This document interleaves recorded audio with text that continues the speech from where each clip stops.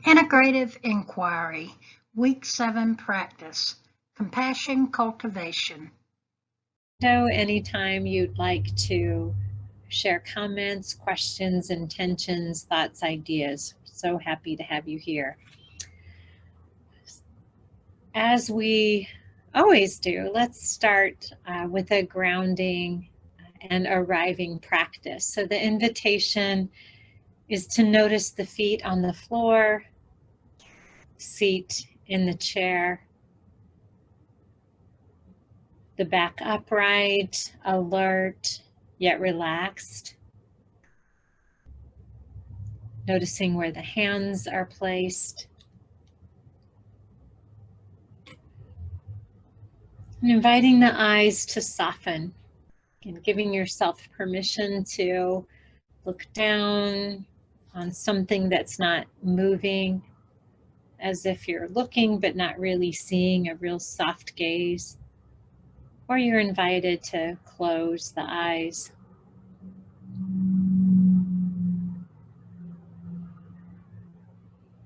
Then once you get a sense of the body in the chair, see if you're breathing. How do you know? See if you can get just playfully curious about the breath sensation in the body. You might notice a desire to control the breath. Let's see if you can just allow the breath to be what it is. Gentle observer of the experience of breathing.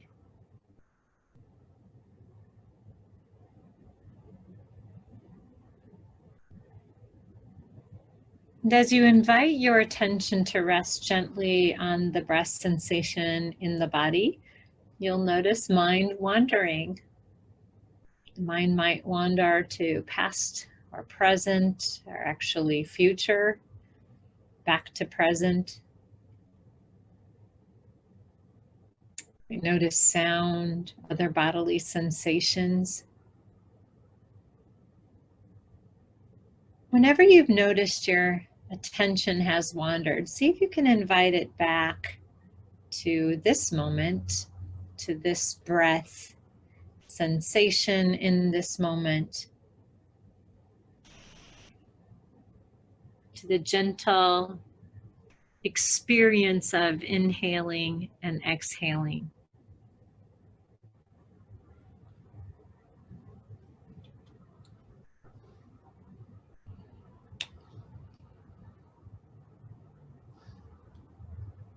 And then whenever you're ready, gently invite your attention back into the webinar.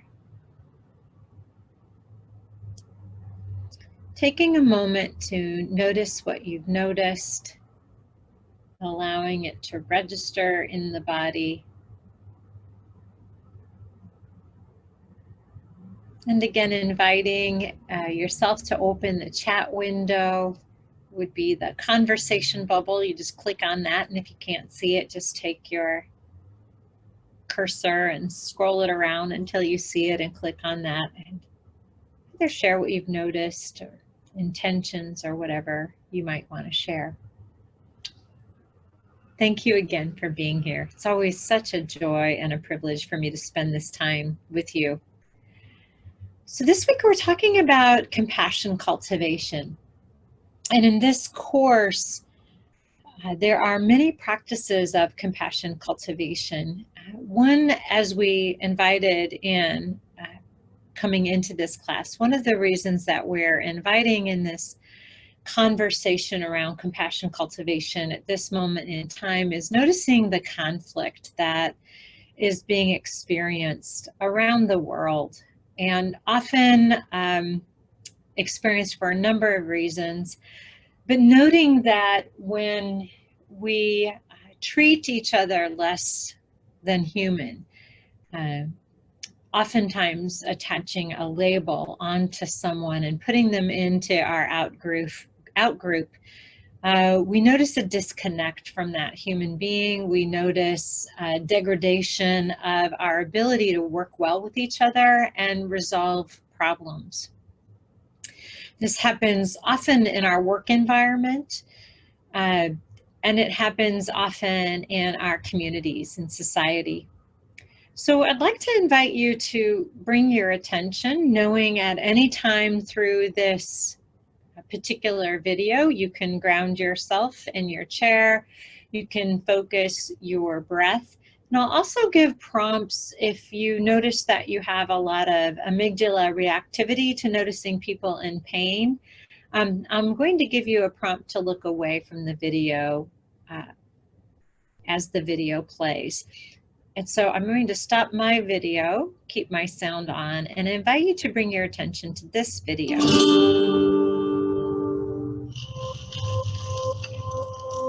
I've been researching this back in my laboratory, and here was my main question. When we interact with someone, does our brain function differ according to which group they're in? For every in-group we belong to, there's at least one group that we don't. And that division can be based on anything, race, or gender, or wealth, or religion.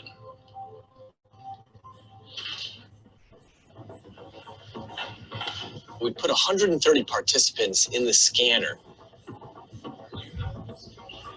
And here's what they saw. 6 hands on the screen, and the computer randomly picks one of these, and then that hand gets stabbed by a syringe needle. So look away. Now that activates the pain matrix, which is what comes online back when you're in pain, or you see someone else in pain.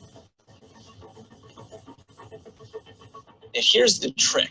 We now added a label to each hand: Jewish, Christian, Muslim, Hindu, atheist, Scientologist. And the question is, would they care as much when they see a member of their outgroup getting stabbed? And look back.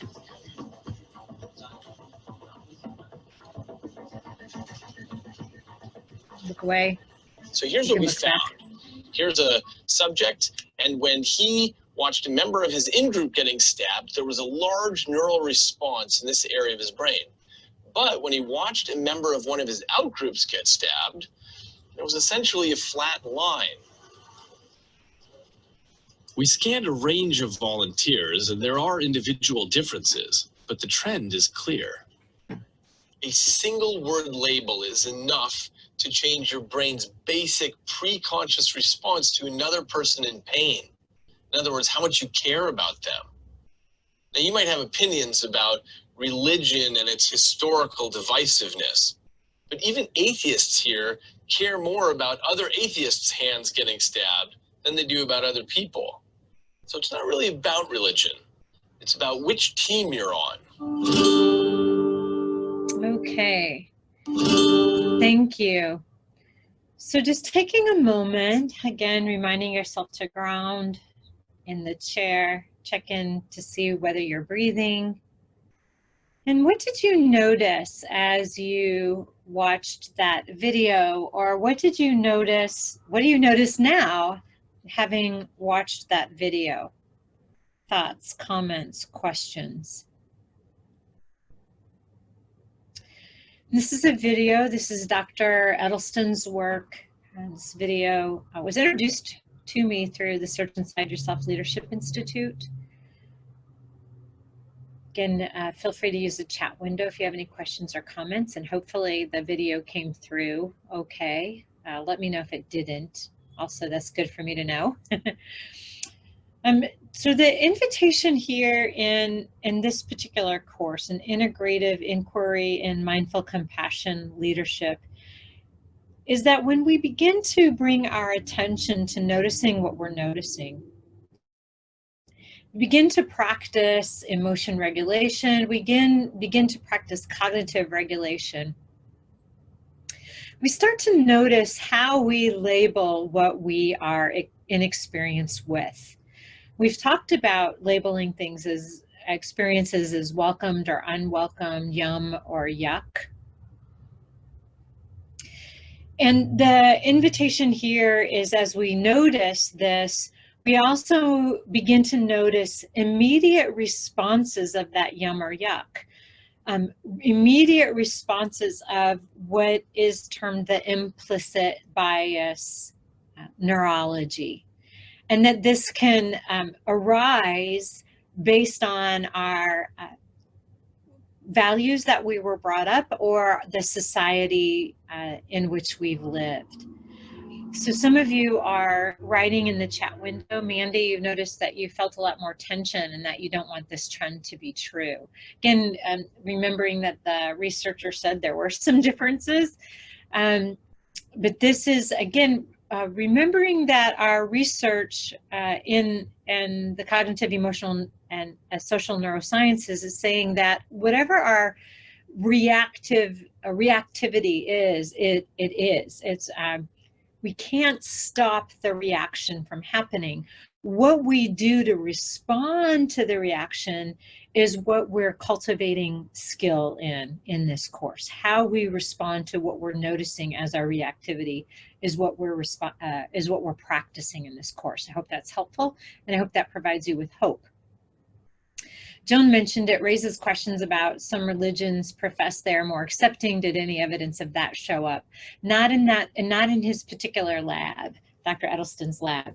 And again, remember that there's what we're showing here is the implicit bias mechanism. That if you're labeling someone in an out group as you, this may be your reactivity. So however you label, a one-word label on someone who puts them into an out group, puts a human being into an out group, the emotional resonance reactivity to their pain is lessened than someone you put in your in group. Okay. Now, Ari, you mentioned in some respects it's difficult to watch. Yeah, I hear you, Ari. And it's consistent with your life experience, just sending you a lot of empathy and loving kindness, Ari. Thank you for sharing. And Mike is sharing that it's sad and remembering the Zulu term Ubuntu, which means our shared humanity, in the proverb, I am because we are and we are because I am. Yes. And the dream of Martin Luther King. Yes. So that's exactly what we're inviting into, is this awareness of connecting first on common humanity. And in the letter, I mentioned an invitation to this in-class practice. It's a difficult conversation to have, because the invitation is not to marginalize lived experiences, cultural values, or particular identifiable differences. So the invitation in this common humanity practice is not to marginalize any of that.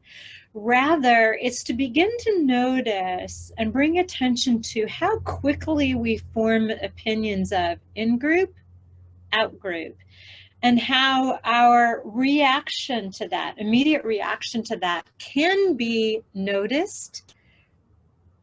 We can build skill sets to respond, to bring what might be visibly identified as an out-group person, and bring them into the in-group, so that we can become united and harmonic resonance and empathetic resonance, and be invited into compassionate behavior. Does that make sense?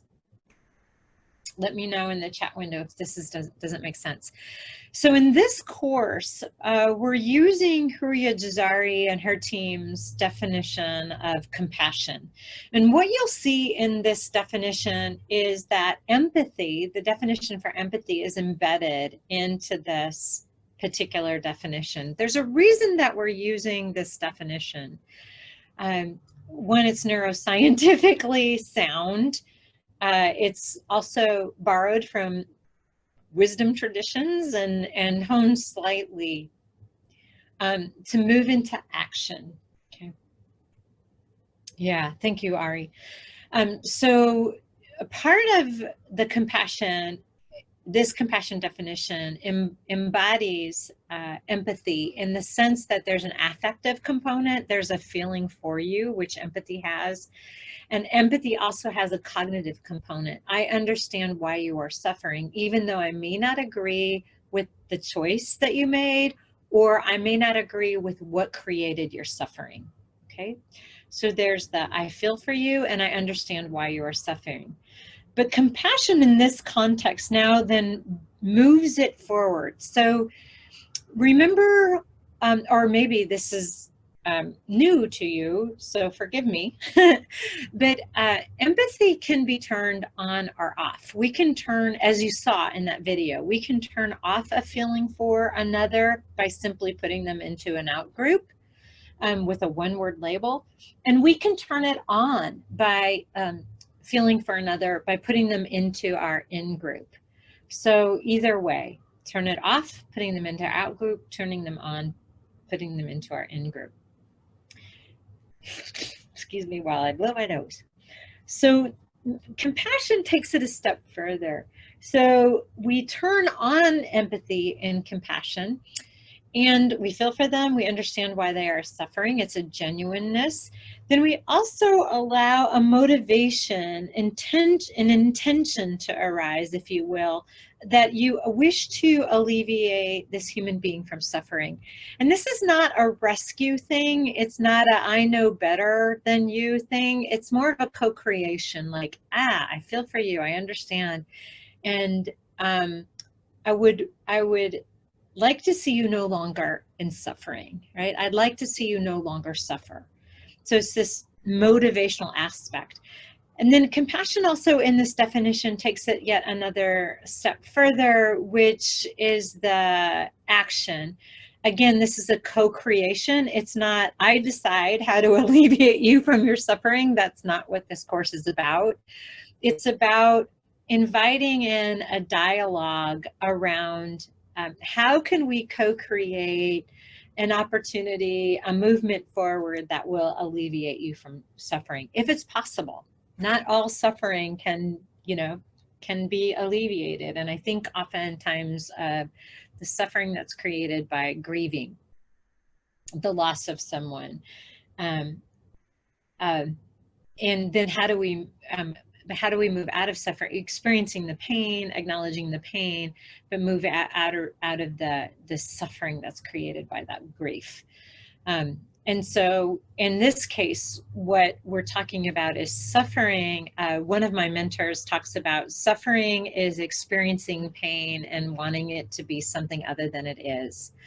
So suffering is experiencing pain and wanting it to be something other than it is. And so I move into suffering, trying to wish it away rather than turn toward it, be with it in inquiry and all the practices that we've talked about so far in self-compassion and acknowledging what is, and then looking again to see what might be possible. Okay, questions on that? Let me know, or thoughts, comments, or any other pieces of information that you'd like to share. Okay. So the reason that we're using this definition is because also Horia Jazari and her team have created an inventory, a pre and post inventory, that's very useful to evaluating compassion cultivation, particularly if you are bringing a compassion cultivation program into your work environment, which we are at San Diego State. And so we can measure, did compassion shift? Right? This is also known as pro-social behavior. And these are often values that we see, for example, within UNESCO, global citizenship and environmental sustainability. So these would be a way to see if you're, the program that you brought in is actually cultivating. And so that's another reason that we're utilizing this, and that it has an action component. So if we think about even being compassionate for the environment, compassionate for human beings, there's work that we can do here in cultivation. Again, knowing that this is all malleable. All right. thoughts, ideas, questions? Let me know. Okay, so what I'd like to do now is to begin our practice of some foundational practices. And I'd like to do this in perhaps a different way. So I'll introduce some very, very foundational compassion practices, just as me, loving kindness, and then I'll check in with you to see what you're noticing. And then I'll move into some practices that Rhonda McGee shares that I think are quite profound and may open up opportunities to access common humanity and compassion in other ways. Right? So the invitation here is to, again, invite in attention of the body in the chair. So noticing, again, the feet on the floor, seat in the chair. Back upright, alert, yet relaxed. Inviting the eyes to soften. And noticing the breath sensation in the body. Remembering you can always return here. At any time, my invitation to move into these guided meditations, guided practices are unwelcome to you. And so grounding with a background attention or foundational attention of awareness in the body, awareness of breath sensation in the body. Let's invite in an image of a neutral person, just a person that you came across today or yesterday in some way, somebody you don't really know. Maybe somebody you just walked by on the street or in your work hallway. See if you can bring the image of that human being into your mind.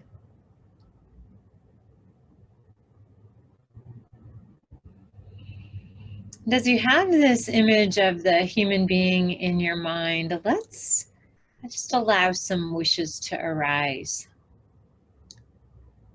So this is a human being, this neutral person that you don't know. This is a human being just as you are. This person has wishes to be happy, healthy, just as you do.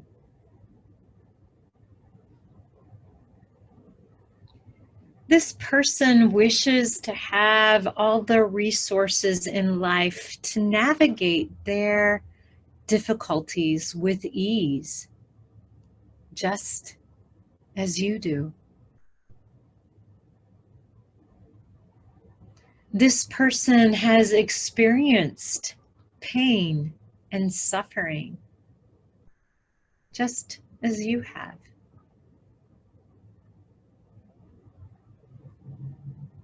And this person wishes to be free from pain and suffering, to be healthy and happy, just as you do.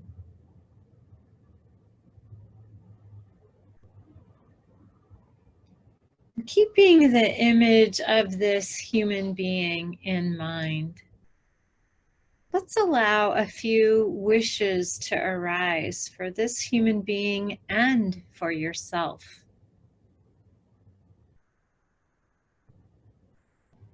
May you and I be happy. May you and I be healthy. May you and I have access to the physical and emotional resources that we need to navigate life's difficulties with ease.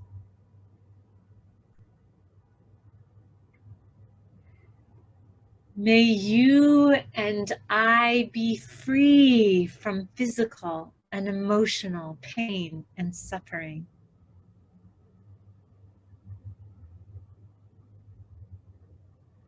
May you and I feel empowered and experience moments of peace.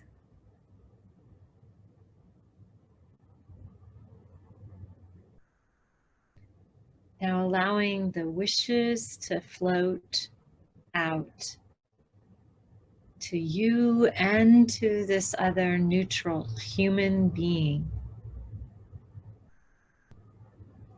Invite in a gentle attention to rest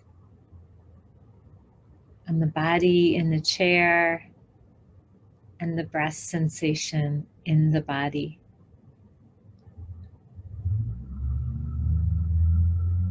Releasing the image of the neutral person, releasing the wishes.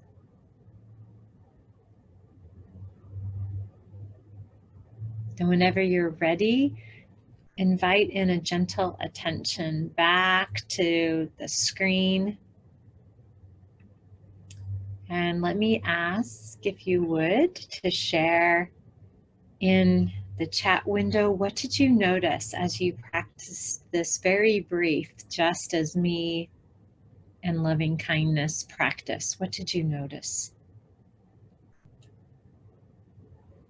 What did you notice?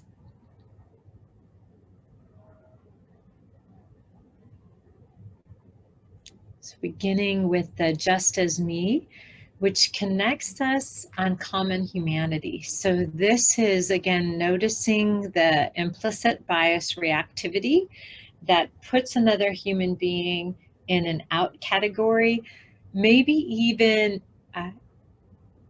doesn't see that human being as a human being because of the implicit bias. So this is a practice that begins to cultivate lowering of that reactivity, opening connection to take place, seeing the person first as a human being, just as you are.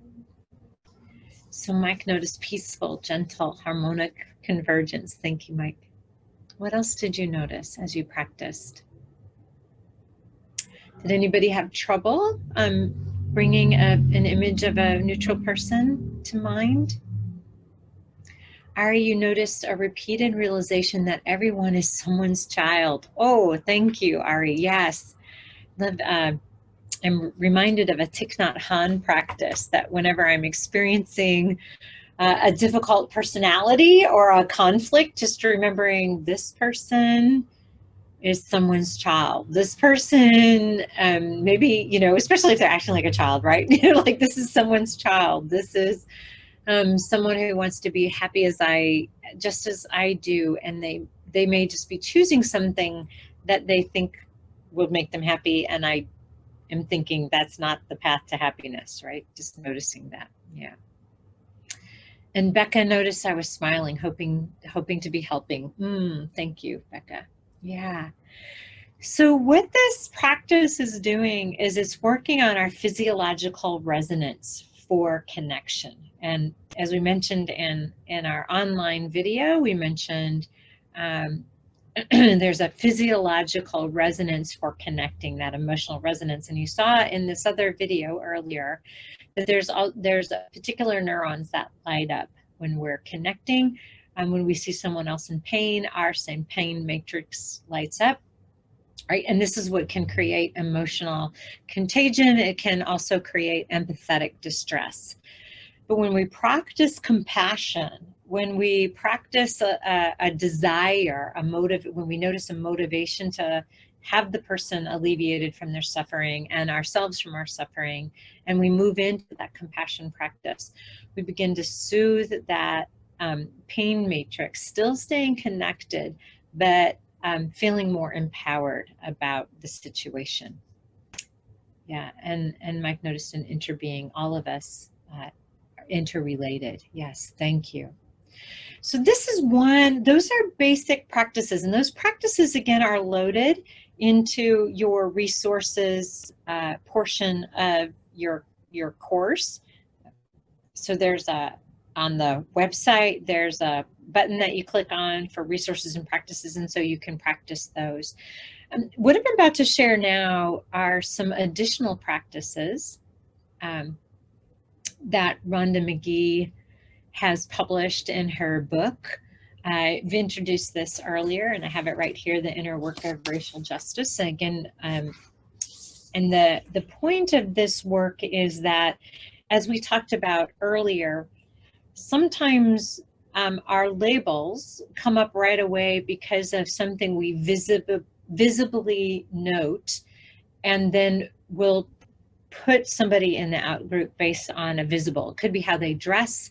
It could be gender identity that may be visible. It could be racial identity that may be visible. It could be physical ability that may be identifiable. And there are a number, sometimes religious beliefs are identifiable, right? If someone is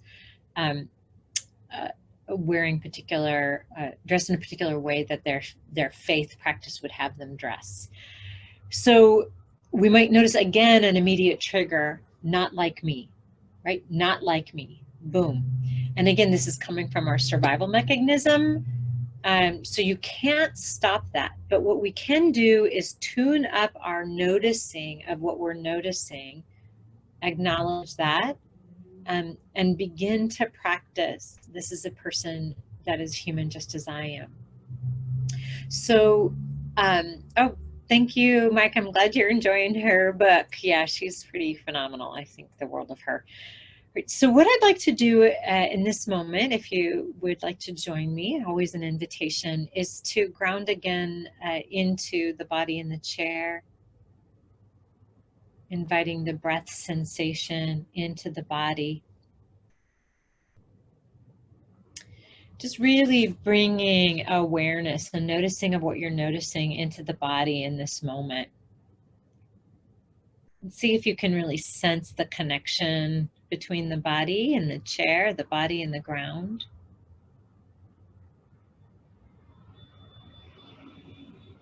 And then take a few focused breaths. Feel free to breathe in audibly and breathe out audibly.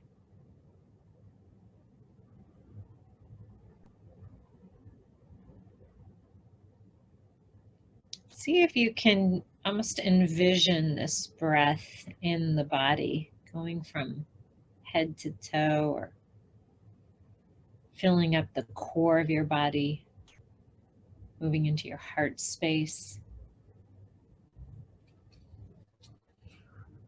Just imagining this breath of air that we all breathe around the world, filling you fully.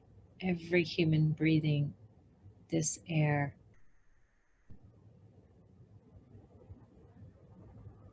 And on your in-breath, see if you can begin a deepening and awareness of who you really are. You may even ask a question silently. Who am I? Who am I? Noticing what's arising into awareness as you silently ask yourself this question with the backdrop of the breath in the body.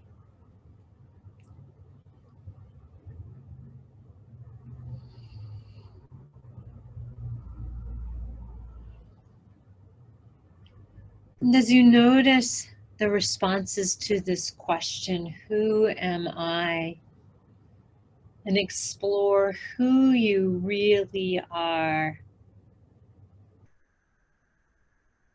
If it's welcome to you, see if you can call to mind your parents,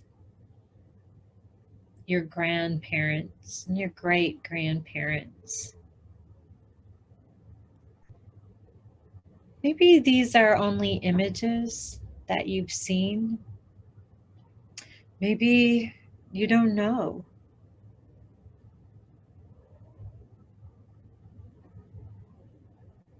Who they are. Maybe you've never met them. See if you can call to mind a awareness of parents,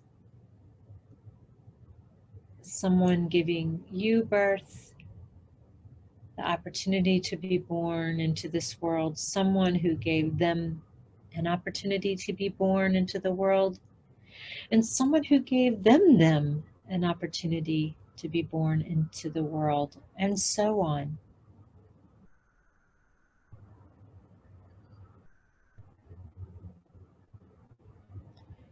What do you know about your own ancestral heritage? What do you not know? What's been hidden or unexplained or just unknown? And what is known?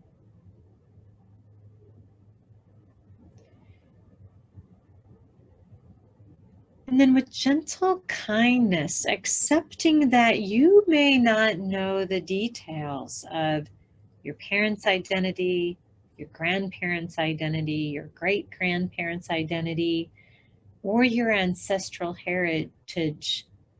What do you know about the places that your ancestors called home?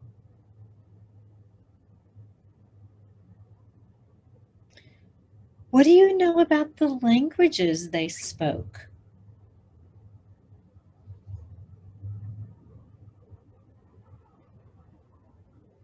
What do you know about how your family or how you came to this place that you now call home?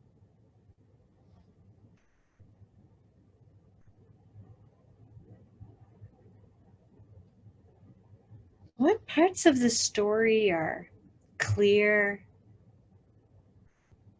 fuzzy, unknown? What parts have been hidden, denied, buried, or left out?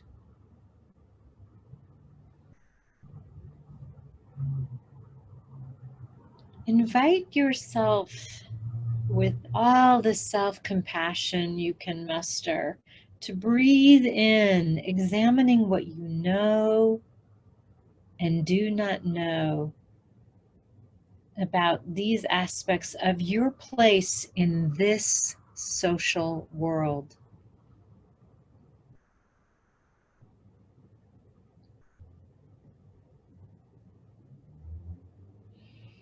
See if you can allow yourself to feel what comes up for you as you engage in this gentle reflection.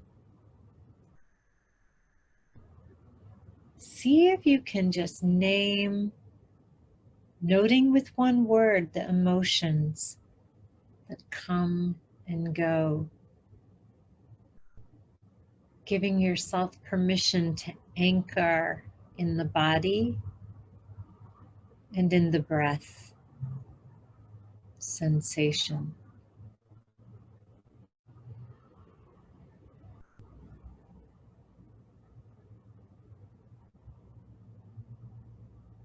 Now, shifting gears a little bit, consider the actual community in which you live now. Think of this as one aspect of your place in this world. Just one aspect of your place in this world.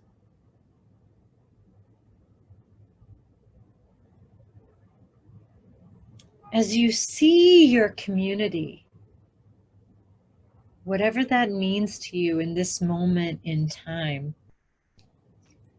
consider the fact that every person in that community is a member of a broad, rich lineage within human history.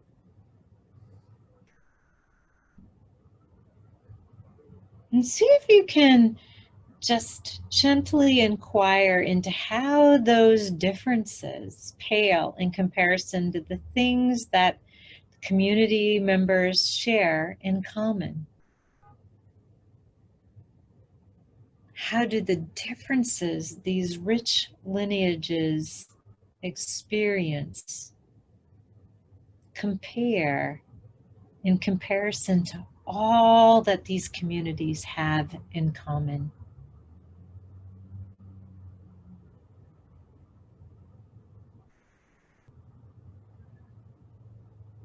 Take a moment to consider the ways that different histories reflect common experience as human beings.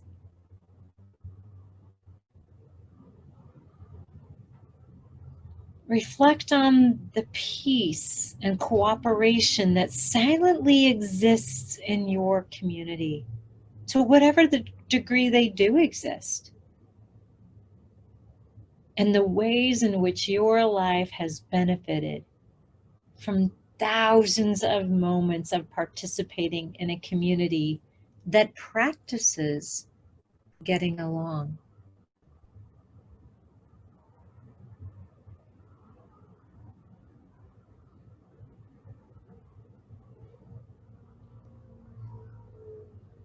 Now invite your attention into your breath, breathing in and out, giving yourself to be audible, giving yourself permission to breathe audibly in and out. See if you can feel the deeper ground of your existence and all that you share with each one of us and the rest of the world.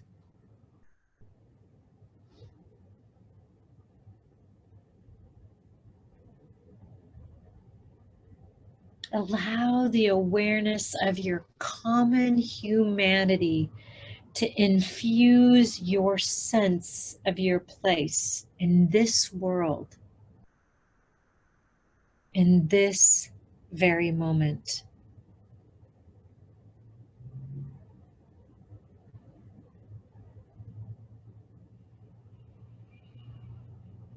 On the next in-breath, call to mind what you know about someone, particular aspect of your lineage.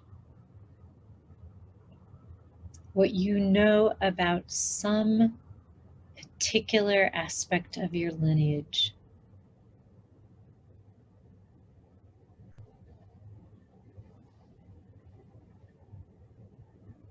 And on the next out breath, release what you know and sense into the common experience of breathing this air that all human beings share.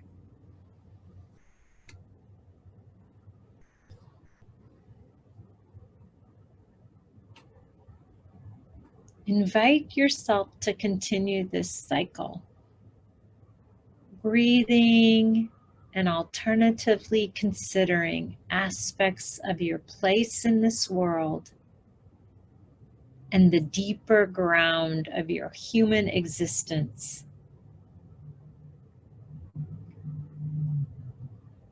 All held in the vast breath of awareness.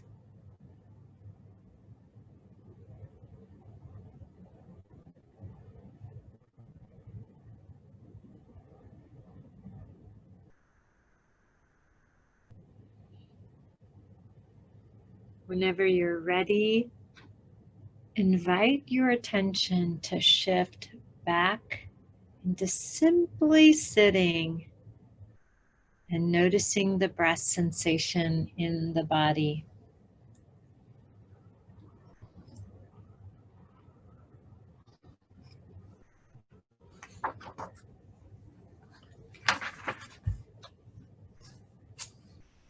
And inviting your attention back to this screen.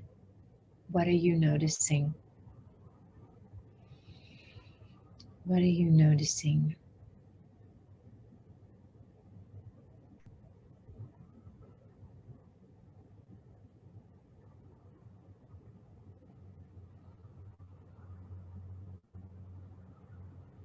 feeling free to journal on your own or share in the chat window, whatever you're noticing.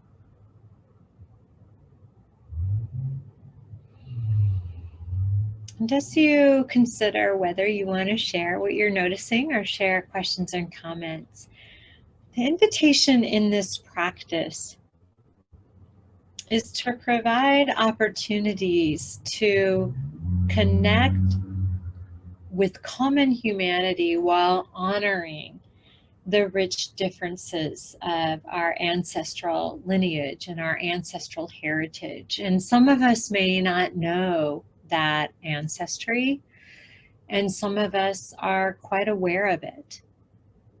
And so this practice in particular, the practice Rhonda McGee shares with us, really presents an opportunity to honor that lineage and then also see where the commonalities around the lineage are, as well as the differences, connecting again on this value of humanity.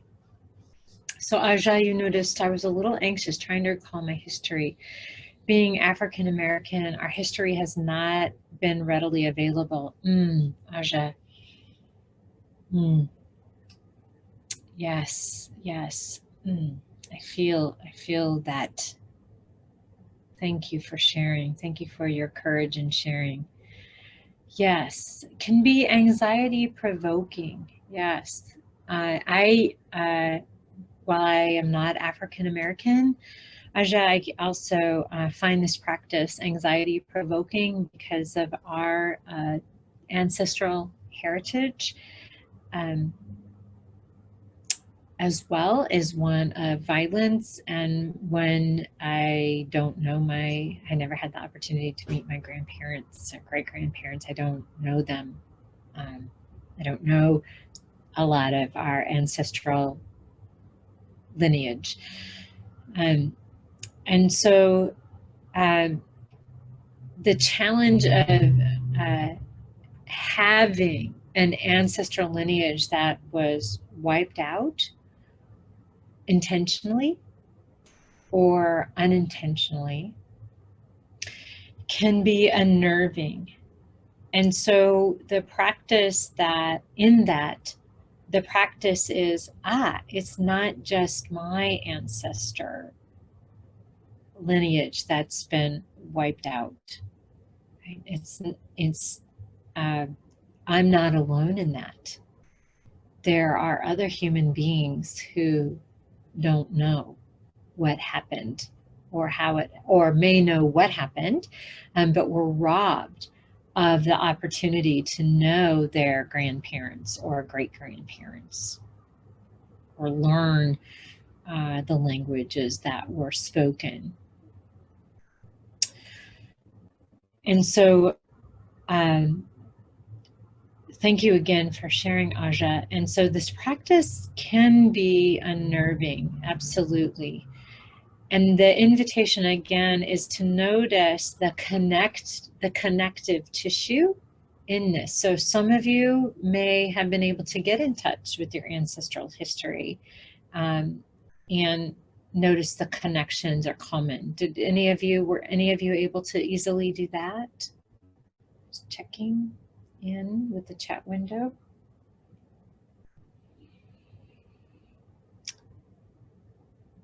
And so again, remember that the compassion practice doesn't make the point of pain and suffering okay. And what I mean by that is we don't want to, we practice this common humanity, not accepting that,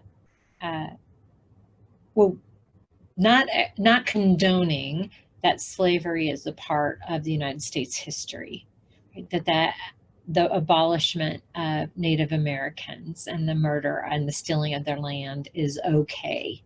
We don't ignore that it happened, and we don't condone that it happened. So we go in and we look and we say, this is what I know and this is what I don't know. And I'm not alone in the knowing and the not knowing.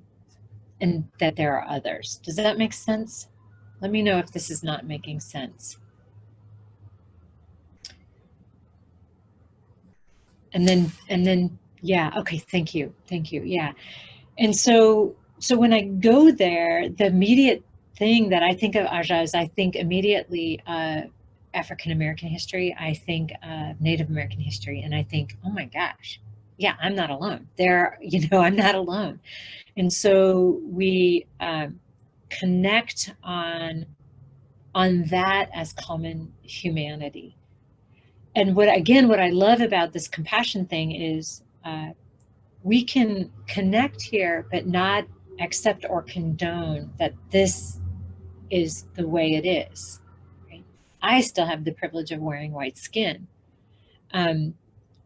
I can pretend like, so this, when, now I'm not going to be able to go back to it, but when you think about the things that you deny, like I grew up in a family that really denied our ancestral heritage. Like, let's start over. Let's pretend none of this shit ever happened.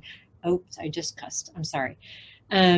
Let's try to just fit in and look as American as we can.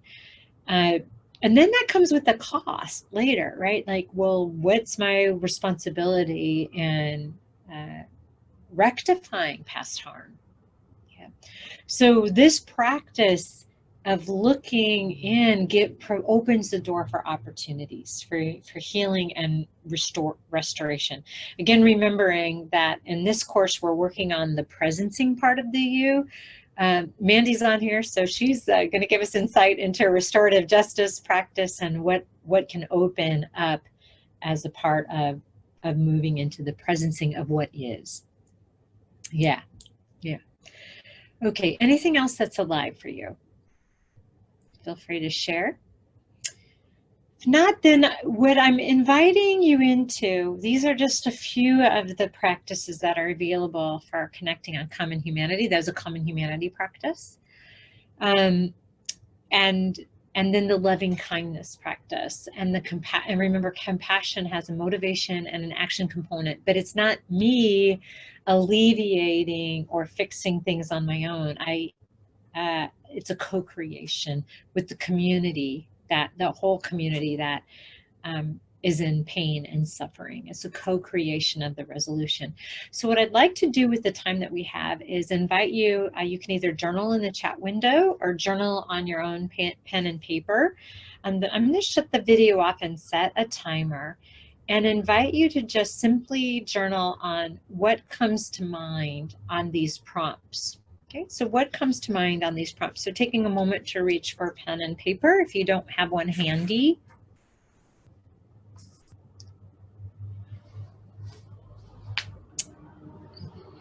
And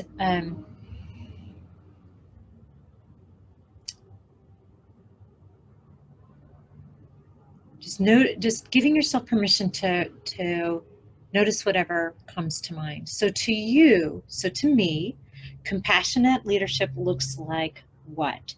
Just journaling on whatever comes to mind, even if you don't know what to write. To me, compassionate leadership looks like what?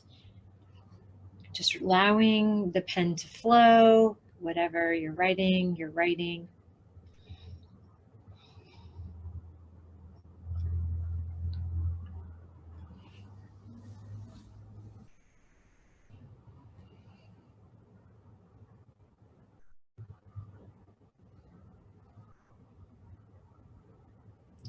There's no right or wrong. You're the only person who's going to see this unless you put it in the chat window, then we'll all see it. To me, compassionate leadership looks like.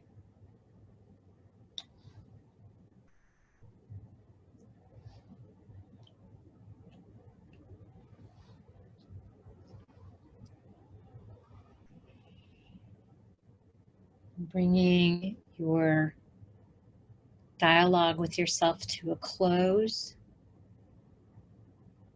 Taking a moment to anchor the body in the chair, and an inhale and an exhale. The next prompt, what could get in the way for me to lead compassionately is? What can get in the way for me to lead compassionately is? Another way to think about this is what gets in the way for me leading with compassion is. What gets in the way for me to lead with compassion is. Just writing whatever comes to mind, avoiding judgment or critique.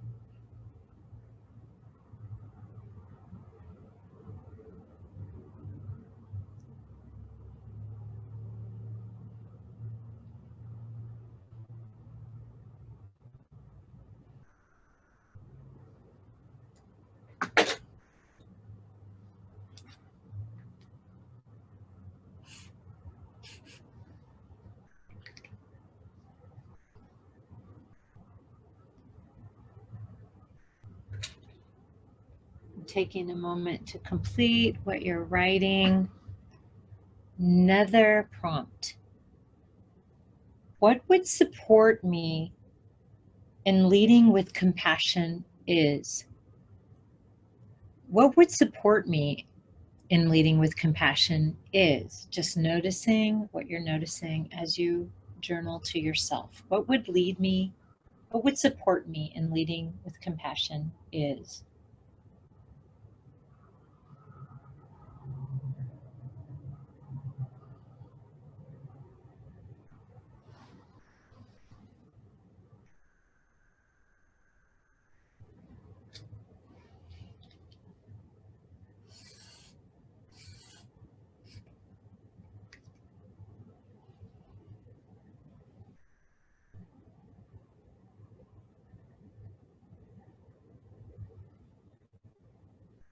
And bringing your thoughts to a close.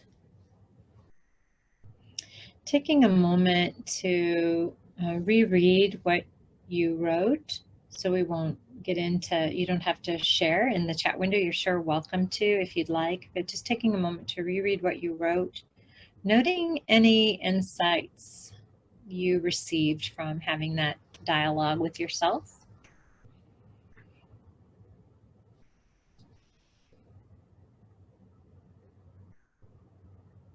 Just taking a moment to register those.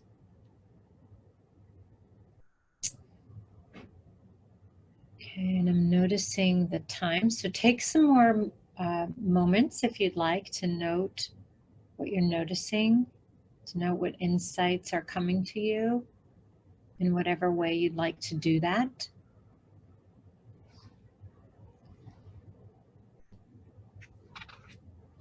And then as we close, bring our time to close, feel free to put any questions or comments or thoughts or ideas in the comment, the chat window. And while you're doing this, I'd like to share a quote from Thich Nhat Hanh, who's a Vietnamese Buddhist monk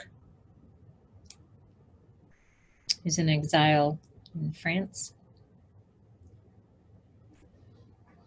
And he has this quote that says, "There are people, no matter what ethnic group they belong to, whose way of thinking is full of understanding and humanity, whose way of speaking is full of hope and confidence, and whose way of acting is full of compassion.